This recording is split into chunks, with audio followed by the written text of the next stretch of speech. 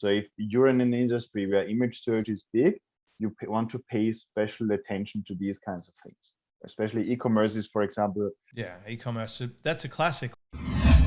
Every e-commerce store has the exact same product description. I noticed this when I search for surfboard fins, or even when the resellers, this is what they do. A lot of them running their business off Instagram, and they cut and paste the manufacturer's product description off the website, and e-commerce stores replicate the manufacturer's product.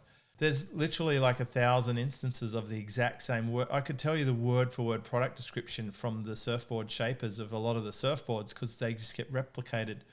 And that's one of the main things we did is provide original verbiage for each board, and we outrank the manufacturer for lots of their own boards because we actually have the only unique description. It happens all the time, and people just don't go this extra mile because I think that the main assumption is that they have to do this for every single product instead of just figuring out of all the products they want to have on their store, which ones are the 20, 50 most important ones, and do it for those. For a start, they would already get much better results.